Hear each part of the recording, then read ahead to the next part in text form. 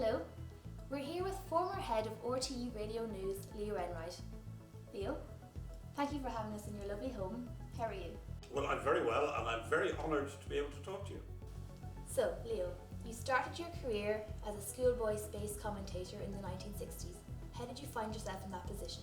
Well, it was a long, long time ago, I'm afraid, but it was really because of the times that were in it. In those days, men were going to the moon. Now, in those days, women didn't get the opportunity to go into space, which was one of the big scandals of the time. But at the time, there were men going to the moon, and it was natural for young men and women to get excited about this. And I just got a little bit more excited than everybody else, so I literally saved up my pocket money, and I got to go to America to watch one of these rockets leave for the moon. That's very impressive.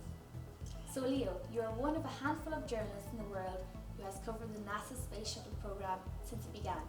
And this has led you to broadcast live commentaries on every major space event since the first moon landing. Could you tell us some memories of this experience? Well, I must say I have some extraordinary memories.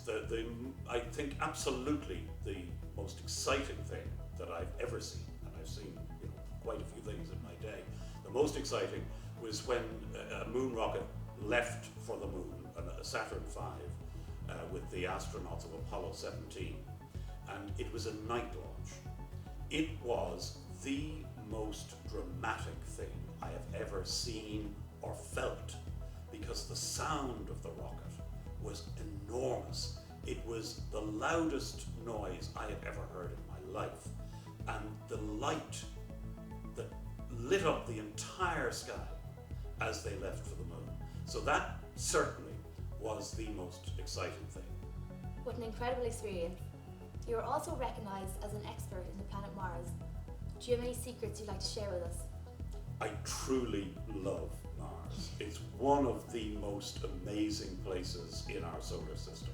Every morning when I get up, the first thing I do is I go to my laptop and I go to the site where I can actually download the pictures that were taken overnight by the rover on the surface of Mars.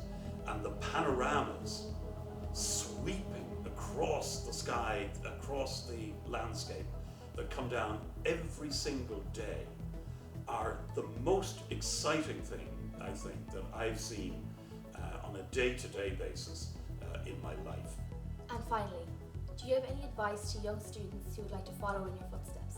First and foremost, for young people who want to get involved in journalism, constantly ask questions and don't take no for an answer.